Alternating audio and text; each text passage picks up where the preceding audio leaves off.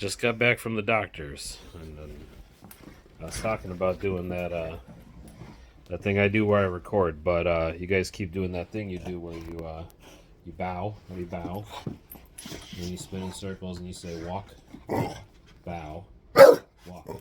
And, you bow. Where's my Lola bow? Show the world, Lola. Lola, what do we do? Do we bow? Do we bow? You know we do. Don't you show me that smile? There's my good girl. Let's go. So anyways, using movie magic, we will come back to the video right. Walk. Get out of that mess. I don't know what's in there. So I knew this video was cursed because the day after I started the recording and started to feel sick, a week later I had COVID. What the fuck? You know how hard I dodged that bit? I've been dodging COVID for years. Been all around COVID and it wouldn't touch me. So I started this movie. Let's get back to it. So, we're back from the doctor's, back from the walk. Now can I get some work done? Will that be okay? So now I need to recharge. Anyways, some more movie magic and I'll be right back. Alright, With Monkeys episode 4. Dress for success as I go.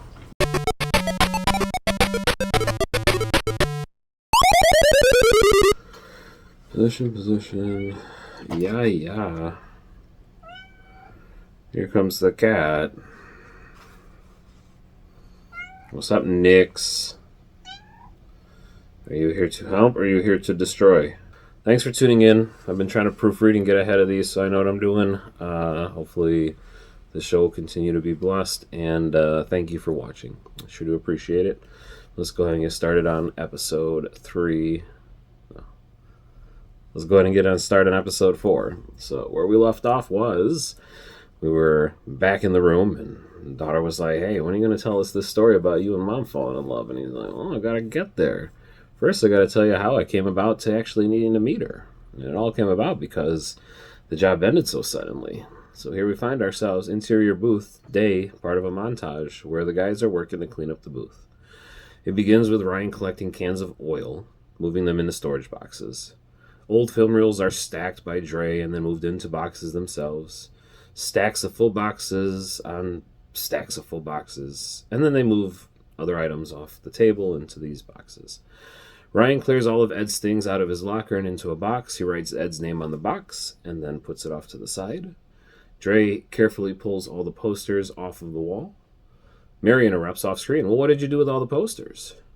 Interior bedroom night. Going back to that bedroom, Mary's sitting upright, still tucked into bed. Dre's sitting across from her now, but he's on top of a pile of stuffed animals. Well, we took most of them to our apartment, me and Ryan. Ed got some of them as part of his divorce proceeding. And, well, we still have a few of them here. We can cut to a few of those posters that they saved. Because back when, we were projectionists, we used to make some great works of art, and occasionally some of them would come home. We just put up the posters all around us as we were growing up. So how does this get to the part of the story where you met Mom? Says Mary. I was just getting there, says Dre. Well, I met your mom at the unemployment office. So now we're going to go interior unemployment office day, where Dre is standing in a line with a group of people waiting to apply. There is a security guard watching the line and letting people know when they can step forward to the next receptionist. The room has a few rows of chairs for those of you who are waiting for their appointments, and behind that a reception desk where there are professional people looking and working out of offices. Dre is dressed in jeans and a self-designed t-shirt. Definitely not dressed for success as he would have been at the first interview, or at least the way I was when I would go to my first interviews. Kind of playing up the opposite young version of myself where back when I had my career job, I didn't know how to apply. I didn't know where to go. I didn't know you had to show up in a nice outfit. I would just show up as me. And this also goes into some of the troubles I had when I first started to apply to jobs was when they went from, God, I remember my first job being you just showed up and wrote your name down on a piece of paper. Now they have applications that are online. They have questionnaires. They have questionnaires which have questionnaires, and it's a nightmare. But anyways, Dre is told by a security guard to walk forward to the receptionist. Good afternoon, says the receptionist. Good afternoon, says Dre. Returning or for first time? Dre says it's for his first time. Well, have you filled out your application? Dre says, that's what I'm here to do. I brought my best pen. You should have gone to our website first, said the receptionist. We'll have to create an account before we can meet with the job agent. Did you bring a copy of your resume? What's a resume? Legit question to someone like me who went to school and they didn't really teach you how to get jobs. It was, resume? What the fuck's a resume? You got out of school, you got a job. And then you work that job. Anyways, early days of my stupidity. Dre looks up and the receptionist looks Dre up and down and smiles at his naivete. Candace, introduce Candace. We've got a lost puppy for you to save. Phrasing I chose on purpose because of our rescue lifestyle. Candace is in an annoyed way from being compared to a puppy. Or Dre laughs in an annoyed way for being compared to a puppy. Candace is 22, short and happy with a huge smile, beautiful eyes, and just the best woman in the world. Comes out of the office and walks next to the receptionist. She looks at Dre with a quick attempt at a serious face and then breaks into a smile quickly. I do enjoy a challenge. Send him my way, says Candace. You heard the lady. Follow her, says the receptionist. Well, thank you, says Andre. And Dre steps out of line and walks behind Candace. Interior Candace office moments later. Candace is at a computer typing quickly on a keyboard while she stares onto the screen. Doesn't have to watch what she's typing. That's important because that's how me and Dre are. We have to see what we're doing. But it's important so Candace typing. She's fast. Really good at a computer. She has completed this process thousands of times, so she's able to move quickly. She slowly moves her hand to give Dre back his driver's license. He pulls it back to look at it again as Dre reaches and misses it. She fakes him out a second time, this time on purpose, before handing him off his license. Just a sort of silly little fake out. First by accident, then on purpose. It's a Zen trick. So, Mr. Dre, your previous experience is only at one job? Yes. And your title was Booth Monkey. Well, we called ourselves that. I guess the official title was Projectionist. Candace, I prefer Booth Monkey, but for a job application, I advise you call yourself a former projectionist. Okay, says Dre. Do you have any idea what type of job you're looking for, says Candace. Damn, I haven't really started to think about that yet. It's been about a month working at the theater before, I'm no longer in the booth. I need to make money somehow to afford rent, otherwise I could end up homeless. All right, Candace, do I have this right? You're in an unemployment office, but you have a job. You don't have a career path that you're planning or thinking of following that I can just and you think I'm just going to miraculously find you a job? Says Dre, I'm just messing with you. That's my job. I got you, Dre. Dre laughs. Okay, follow me, says Candace. And now Dre gets up and Candace leads him out of the office. Interior unemployment office continuous. Dre walks behind Candace through the offices. What? I know the pizza is almost done. I was expecting it to be a distraction. I'm trying to get the recording done before the pizza ends. No, you can't have any. I'll just quietly watch while I do the job. Thank you. Dre walks behind Candace through the office around people as they walk to the row of computers. Candace. Listen, everything is done now on computers. You fill out our main application, and I will use that information to apply to any jobs that you might qualify for. There's some tests and questionnaires that you can do that will help me find out what best job is for you. Do you have any questions? Dre says, maybe. When I was a booth monkey, I applied on paper. This computer stuff, well, it's a lot to take in. That's what she said. Said Candace under her breath. Don't worry, you'll be fine. Just fill in the empty boxes, and you'll find a job right away. That also goes back into reference to the joke that we made when I first met her. I think there was a that was she said joke. Even though I don't watch The Office. That's what she said. That's my joke. Damn it, Dwight. It just happened to be the perfect moment, and I can't remember if she said it or I said it or one of us said it in a point where we locked eyes, and that was when I was like, got this girl's attention somehow. Dre looks down at the computer and noticed that everyone looks like a zombie staring into a box. Someone gets up from their computer and walks towards the exit where Dre is. Dre looks at him and attempts to say hello, but the man walks past him like a zombie. He sits down at an open computer, that is Dre, and he begins typing and working with the mouse. Important to show him typing the way Cat would if she were trying to type on a computer. Hit that right, Nix. You can't type on a computer. All you ever try to do is walk across my edits and judge me and try to change the way I edit because you think you're a better editor than me.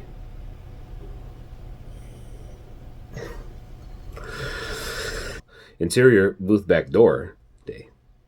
You know, the back of the theater, the spot where they all hang out to smoke. Dre and Ryan are watching a group of delivery drivers wheel in giant boxes. Boxes on boxes. Zach is supervising the boxes that are going in and out of the truck by checking the boxes with a scanner and marking them received with a tablet. Jenny is standing around watching the boxing delivery also. She signs for the delivery and looks at Ryan and signals for him to follow her back into the theater. Dre and Zach say goodbye as they part ways. Inside of the booth later. Continuous. Ryan is working on the first box. Dre enters. Both are wearing their traditional robes. Dre. So what's in the boxes? Well, all the shelves are in those boxes. All the projectors are already set up next to the projector that's going to replace. I mean, number one is already set up. What's it like, says Dre? It's really cool, says Ryan. Because that was the truth of the matter. When we first started integrating the booth, it wasn't actually this. There was this dramatic part of us. There's this part of us that said, you can't take away film, but the nerd in us was just like, wait, we're going to use DLP? Like, they're just going to send us a hard drive now? Like, yeah, that's kind of cool. I mean, you just have to program a playlist and hit play. Don't have to put like a piece of silver strip on the film at the exact moment to make the lights come up. I can just time out a cue where it's supposed to go. That is really cool.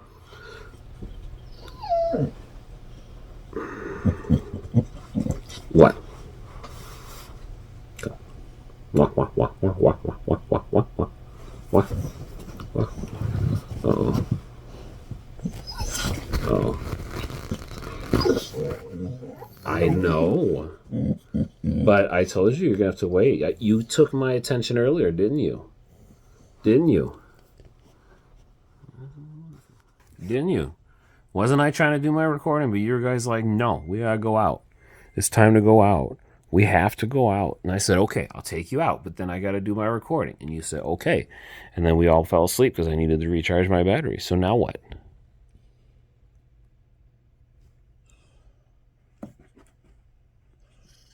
Y'all are too cute.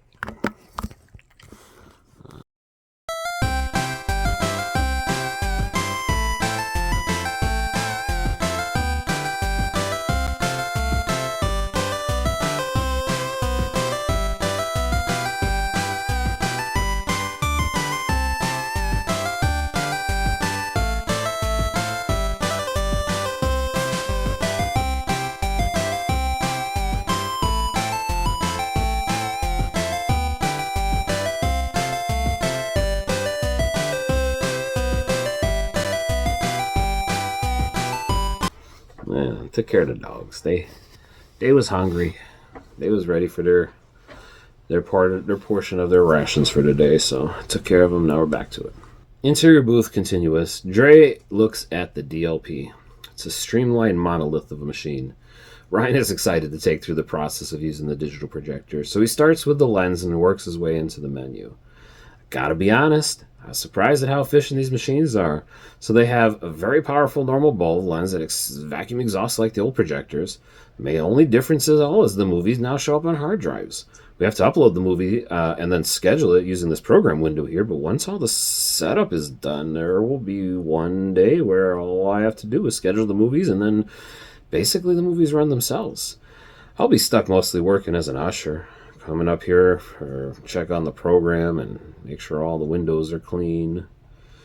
Dang, says Dre. Guess Jenny was right, that most of us aren't going to be needed anymore. Oh, yeah, how did it go out on employment, says Ryan. It was okay, I guess. I don't like spending... I didn't like that everything is moving to computers. Jeez, I spent 8 hours filling out forms and taking tests, and I still don't know what to do to get a job. I'm sorry you got to go through this, man. Like Ed said, it's probably some asshole at his home who owns stock who probably made a ton of money off this movie. Ryan. Ed also said that we must always be prepared to improvise, adapt, and overcome. So it's good to see that you were able to stay positive during this. Yeah, says Dre. No point in citing what I can't control. What's a good feeling about the unemployment? What's have a good feeling about the unemployment agent? I don't even know what I was writing there. Shit. I imagine citing was crying, so we'll change that. I use crying what I can't control. No point in crying about, thank you, what I can control. Plus, comma. I love commas. I have a good feeling about that unemployment agent. A really good feeling. Based on what? Dre, she's fine as hell. Honestly, that's all it took for me, too. It was like, man, this girl is fine. And the truth of the story, when she was asking me to hang out, it was more like, it was work. She's like, hey, I got work for you. I'm like, well, I'm busy chopping wood. And it became a thing after that. It's just... Well, I'm sure that is an essential... her being fine as hell, I'm sure it's essential in the job she's in, says Ryan. More than I thought, though, says Dre. It was as though we've, known each other our whole lives, even though we just barely met. Maybe we were once lovers long ago, and our souls are just reuniting. So Ryan says, are you going to ask her out? As the phone rings, Ryan goes up in the phone. That's funny. It almost never happens. Calls us. So he picks up the phone with, projection booth. What do you want? Candace, seeming a little surprised by Ryan's response, enters quickly. Well, hello there. This is Candace with the unemployment office. Is there a person named Dre there? Yeah, that guy's awesome. He's right here. Let me get him over the phone for you. So into your booth, we're going to intercut with the office. Ryan closes his hand over the microphone of the signal and signals to Dre to come pick it up. Ryan, it's her. Who? Hey, Candace, the one you were talking about. Dre goes to the phone. Oh, he smiles and gains a boost of confidence. Ryan hands off the phone and stays close, trying to listen and assist in the conversation. Dre pauses for a moment to collect his cool and prepared voice into the phone, essentially. Hello. Candace, did you not list your old job as your primary phone number, did you? Dre, I usually spend more time here at home. And I don't have a phone at home? Well, I guess my timing was perfect, says Candace. Funny coincidence, we were just talking about you.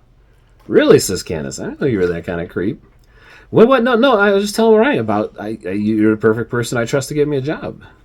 Inside of Candace's office, while she's working on the computer, she stops and focuses on the call, looking away from the screen, putting all of her attention to the phone. Haha. Based on what can you claim that I am a perfect person to get you a job? Dre just says, it's just that, you seem very smart and pretty and trustworthy. And intercut booth with Dre and Candace. There is a pause on the phone as Dre cringes at his cliche delivery. Ryan uses his hand to help Dre move on. Using his hand signals, he's like, sunrises are pretty, and I'm just doing my job. Oh, no, that was Candace. This is her talking. She's like, sunrises are pretty. I'm just doing my job. The reason I called is to let you know that I set you up an interview tomorrow. I want you to give you details and tell you what to expect. Okay, sock it to me, says Dre. What? It's just the way we talk. It's just a saying. Never mind. But I just fed you. Why are you get 5 minutes. 5 minutes. I know you don't know how to count time. 5 minutes. Please. Pretty please.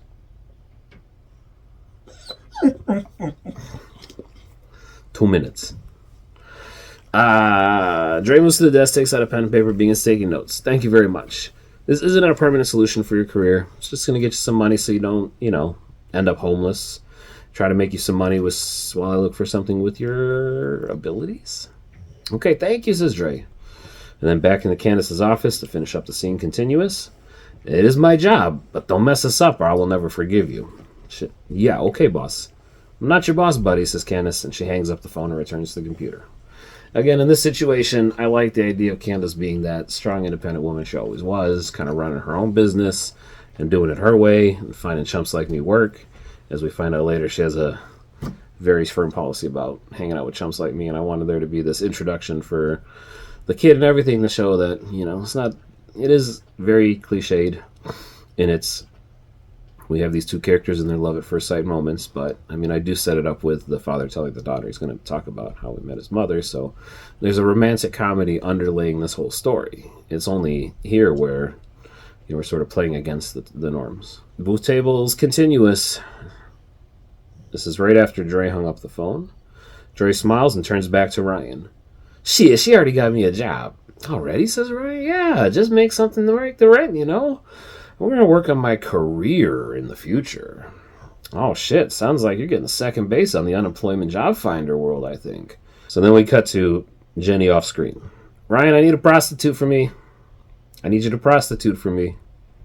Trey laughs at Ryan. He stops and then he laughs again.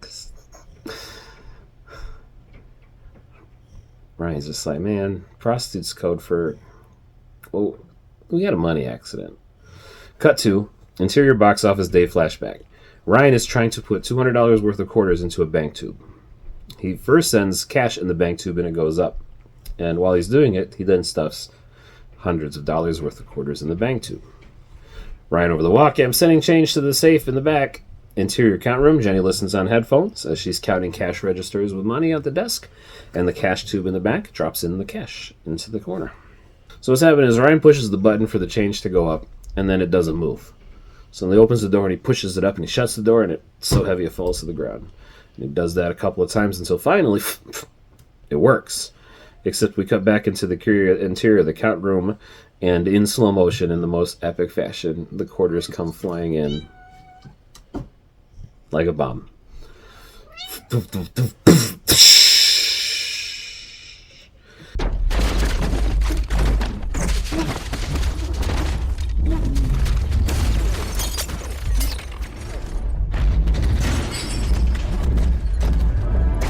Quarters everywhere. Jenny screaming, headphones, just complete chaos. You'll fight. Back in the interior hallway present after the cherry bomb of quarters, Dre and Ryan are now walking out of the booth. So calling for a prostitute is our code word for when she needs me to be her escort. Or she's my escort. Ain't that kind of sexual harassment? Why? I'm the escort. The prostitute. I mean, yeah, it probably is sexual harassment. Anyways. So they leave the stairwell to the booth and enter into the actual movie theater, one of our few moments in the movie theater. And in the hallway, they walk through an empty hallway and see Jenny walking up to him alone. Thought you called for a code P, says Ryan. It took so long, so I sent the cash back and then pocketed the quarters. What happens if you get robbed, says Ryan. Jenny looks back and forth. Empty on one side. Empty on... I said stop it. She basically sees the empty hallway and just says, who cares? It's $200 of quarters. No one's going to rob me. Plus, walking around with this thing looks like I got a huge dick. Jenny pushes her hips against the door, using a key card in her pocket to key into the room. The pocket beeps, the door goes green, and she walks into the count room with her quarters and her money. And Ryan is just like, damn, she got a fine too. And that's where we wrap up for today. Father met mother. No, move this off to the side. Cut off this recording. Now we get to the recap. Really should be putting on a tutorial on tying because throughout the years I've become a bit of a pro. So much so that I can do it moving into a location without much need to think. Go. Just tying the knot has become a thing that I learned how to do. A thing that I learned how to do well. In doing so, I'm always typically able to get the knot I'm looking for. At about the right size, the right location, nearly every time. There we go.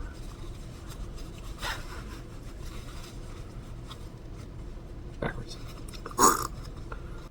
So at this point in my life, I'm still shaking off whatever head cold was there. I just went to the doctors and came back and waiting on the results. So I'm sure it's be perfectly typical, nothing exciting or foreshadowing there.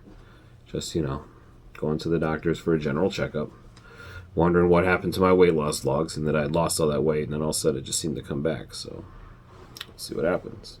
The thing I was going for at this part of the movie was just sort of that feeling I had when the world itself changed around me and everything became about filling out that online application, putting in that, resume, making sure your online persona was matching your... I mean, when I first started, I was just working in film. We didn't even keep archives. It was harder for young people like me getting into the industry to even archive most of our work because it was on film. I was lucky to get like a VHS copy of a movie when it was released. And I just remember feeling really out of place. And then even as I got later on in life, when I first realized what I needed, which was managers, headhunters, I needed people to help me find work. I needed proper management to utilize my talents and my abilities differently. And that's when in my real life I came across the character Candace is based on, and the real person Candace was essentially a job agent who, saw the positives in me, both the, thunder pie, as well as the hardworking man that I was, trying to survive, trying to make it for my kids, trying to make a living at the same time, being both a working person in media as well as being willing to work in other career fields, understanding that survival jobs are more than just, me working for other people, working for the we. And it was a fun moment where I wanted to try to capture some of our flirting. And this is, I think, the first moment as I'm reading through the script where I realize here's where I need that second pass with a second writer to help me clean up some of the dialogue that's not me speaking. It's basically written as third person for other people, especially when it comes to the romance, because I may not be the most romantic person in the world. I'm literally writing I'm literally hiding a tragedy inside of a comedy. And the romantic side of it is the glue that I'm holding it together to kind of get to the final meaning of the story that we're getting around to. But for now, we've introduced all of the characters. We've introduced the setting of the booth and where we're spending most of our time. And now we're going to get introduced into the actual conflict of the story, which is Dre having to become who he's going to be in the future, who he's going to be, that father taking care of his kid later, but, all those times it was before the kid even existed, when he's first meeting the mom and they're just becoming friends. So thanks for watching. We'll continue to produce these as they let, as cursed as this project is, just went to the doctor's today and took a flu shot and then needed a 4-hour nap to recover from that. So I'm sure that going to the doctors has no foreshadowing in real world as to what's going on with the script. I'll keep working on these. Hopefully we can make it to the end together.